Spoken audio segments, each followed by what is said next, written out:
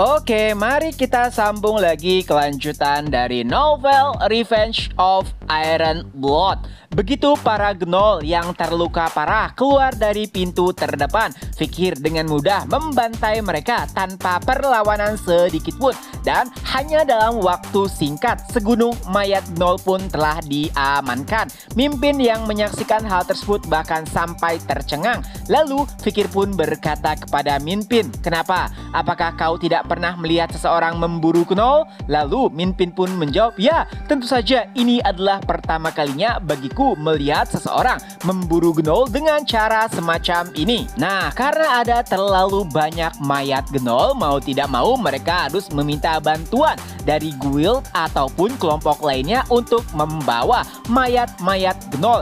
Ya, walaupun ada banyak anggota tubuh mereka yang rusak, tapi setiap bagian dari tubuh Gnoll bisa dijual, entah itu kulitnya, dagingnya, atau bahkan tulangnya. Itu berarti setiap mayat Gnoll memiliki harganya sendiri. Nah, saat Mimpin tengah membersihkan mayat-mayat Gnoll, tamu tak diundang pun muncul. Ya, itu adalah Gnoll yang memiliki ukuran 3 kali lebih besar, warna kulitnya hitam, dan kecepatan atau kekuatannya 20 kali lipat lebih besar dibandingkan dengan Gnoll biasa. Tapi yang lebih mengerikan adalah seluruh tubuhnya dipenuhi oleh racun. Ya, Gnoll di hadapan Mimpin saat ini adalah Gnoll beracun, spesies ataupun monster berperingkat A, di mana satu Gnoll beracun saja bisa menghancurkan sebuah desa hanya dalam hitungan jam. Tentunya Minpin ingin membantu Fikir untuk menghadapi monster Gnoll beracun tersebut. Tapi sebelum Mimpin beraksi, ada sesuatu benda kecil yang hinggap di tubuh Gnoll lalu menggigit atau menghisapnya, dan tidak butuh waktu yang lama untuk Gnoll beracun tersebut tumbang. Menyaksikannya saja membuat Minpin gemetar. Ya, siapa yang menyangka ada sebuah benda kecil yang bisa membunuh Gnoll beracun hanya dalam hitungan detik. Menyaksikan hal tersebut, Fikir pun berkata, "Kerja bagus, sekarang kembalilah." Ya, makhluk kecil tersebut pun nampak sangat senang setelah dipuji oleh Fikir, yang mana itu adalah anak Madam berkaki 8. Yang jelas hewan kecil ini jauh lebih beracun dibandingkan dengan Gnoll beracun sendiri. Setelahnya, Minpin pun kembali menelusuri gua untuk mengumpulkan mayat para Gnoll. Tapi di suatu tempat ia pun menemukan sesuatu yang tak terduga. Minpin pun memanggil Fikir dan menunjukkan apa yang ia temukan. Ternyata itu adalah brankas emas yang jumlahnya tidaklah sedikit. Minpin bertanya-tanya bagaimana bisa ada begitu banyak emas di kandang Gnoll. Fikir pun langsung membuat analisa. Seperti yang Mimpin katakan sebelumnya, Gnoll sangat menyukai pernak-pernik berkilau, termasuk dengan emas, yang artinya ada seseorang yang sengaja menaruh emas di sana, dan Gnoll akan menjaganya secara sukarela karena mereka sangat menyukai pernak-pernik. Dan tentunya tidak akan ada yang berpikir seseorang akan menyimpan hartanya di sarang Gnoll. Minpin bertanya-tanya siapakah orang gila tersebut, dan Fikir pun mendapatkan sebuah kesimpulan. Orang gila tersebut pastinya sangat yakin sekali bisa menangani seluruh kawanan Gnoll yang ada di sini seorang diri. Tapi ada hal yang sedikit janggal. Emas yang ada di hadapan mereka tidak memiliki nomor seri, yang artinya itu adalah emas yang ditemukan sebelum peraturan nomor seri diberlakukan, atau emas tersebut dicuri sebelum nomor seri diberikan. Fikir mulai mengingat kejadian beberapa waktu sebelumnya terkait dengan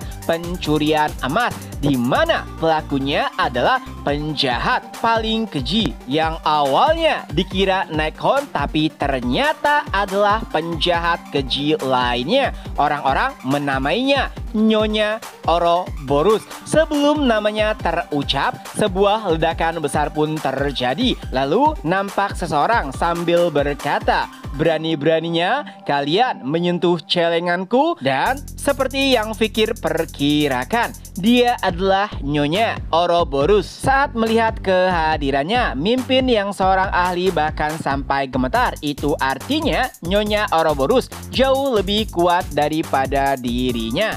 Lalu Nyonya Ouroboros kembali berkata, "Oh, ternyata ada tikus-tikus yang ingin mengusik celenganku." Ia pun menatap ke arah dua orang yang telah mengganggu tempat penyimpanannya. Dan saat matanya tertuju kepada Fikir, Nyonya Ouroboros pun terdiam sejenak. Lalu ia kembali berkata, "Oh, jika ada anak yang nakal, bukankah mereka harus dihukum?" Kala itu Minpin pun berbisik kepada Fikir, "Bos, di dekat sini ada kantor penjaga dan dalam waktu dekat mereka akan berpatroli. Jadi, haruskah kita memberitahukan mereka?" Fikir pun mengangguk setuju. Dan saat mereka akan pergi, Nyonya Ouroboros pun langsung menghentikannya. "Oh, mau kemana kalian lari?" Nah, Nyonya Ouroboros sendiri memiliki penampilan yang unik. Ia mengenakan topeng seperti topeng ular yang memiliki dua tanduk. Lalu senjatanya adalah sebuah cambuk berduri, dan tanpa basa-basi cambuk tersebut pun langsung menuju ke arah Minpin dan juga Fikir. Tapi tentu saja Fikir bisa mementahkan cambuk tersebut dengan mudah. Itu bahkan membuat Nyonya Ouroboros terkejut. Tapi yang terjadi setelahnya lebih mengejutkan lagi. Ternyata dari awal kedatangan Nyonya Ouroboros, Fikir telah membuat beberapa pergerakan. Ia meminta anak madam berkaki 8 untuk membuat jaring-jaring di sekitar Nyonya Ouroboros, dan setelahnya sebuah kabut beracun pun dilemparkan. Tentu saja itu membuat Nyonya Ouroboros sedikit kewalahan. Kala itu Minpin pun berteriak, "Bos, inilah waktunya." Ia pun langsung menyerang. Nona Ouroboros menggunakan teknik terbaiknya, tapi tentu saja Nyonya Ouroboros bisa mementahkan serangan tersebut menggunakan cambuknya. Barulah setelahnya Fikir menggunakan anak panahnya dan menyerang Nyonya Ouroboros dari berbagai macam sisi. Nah, sebenarnya Fikir ingin sekali mengetes kekuatan barunya, karena setelah mencapai ranah Sword Master tak kalah bertarung dengan Camus, ia belum pernah bertarung menggunakan kekuatan penuhnya. Dan saat ini adalah waktu yang tepat. Permasalahannya adalah identitas Fikir bisa dikenali dengan mudah karena ia tidak menggunakan topeng. Itulah yang menjadi sedikit masalah. Pastinya akan ada banyak kecurigaan bagaimana bisa seorang siswa akademi tingkat 1 memiliki kekuatan di luar nalar. Jadi Fikir hanya menyerang Nyonya Ouroboros seperlunya saja. Tapi Fikir merasakan sesuatu yang aneh. Setiap kali Fikir menyerang ke arah kiri, pergerakan Nyonya Ouroboros seperti agak terlambat, seolah-olah ia memiliki titik buta. Adapun Nyonya Ouroboros sendiri, ia nampak begitu kesal karena harus berhadapan dengan seseorang yang menggunakan panah. Tapi yang lebih menyebalkan adalah bagaimana bisa lawannya begitu kuat. Sangat tidak cocok sekali dengan statusnya saat ini yang hanya murid kelas 1 akademi. Dilihat dari kemampuan dan pengalamannya, seharusnya itu adalah kemampuan yang ditunjukkan oleh pemburu veteran.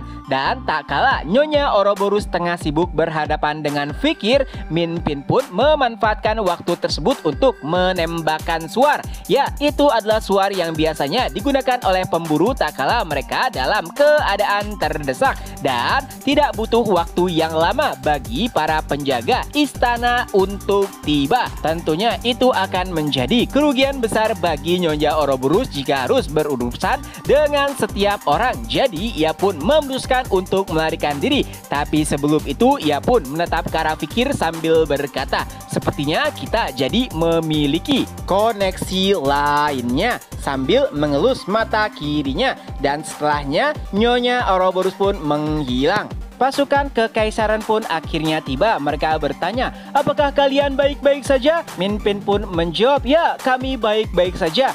Untungnya Min Pin membawa satu suar untuk jaga-jaga. Dengan begitu mereka bisa mendapatkan bantuan dengan cepat. Di lain sisi, Fikir hanya menatap ke arah di mana Nyonya Ouroboros melarikan diri. Dan entah kenapa setiap kali ada Nyonya Ouroboros selalu ada sebuah tanda seperti ular besar yang tengah melintas. Dan chapter pun berakhir. Oh ya, kayaknya Nyonya Ouroboros adalah sosok yang dikenal Fikir. Kalau dilihat dari perangainya sih kayaknya itu adalah Profesor Sadi. Karena Mimin belum baca novelnya sampai jauh, jadi Mimin cuma nebak-nebak aja. Tentu saja ada beberapa analisa kenapa Nyonya Ouroboros adalah Profesor Sadi. Pertama, ia sedikit terdiam tak kalah melihat sosok Fikir. Kedua, ada titik buta di sebelah kiri yang mana kalau nggak salah ya, panah yang Fikir gunakan saat ujian sebelumnya itu menancap ke mata kiri Profesor Sadi, dan dengan itu pula mata kiri Profesor Sadi pun buta. Lalu yang terakhir, Profesor Sadi jadi sangat membenci mereka yang menggunakan panah. Ya kurang lebih gitu deh. Itu aja dulu untuk video kali ini. Ketemu lagi di next video. Bye bye.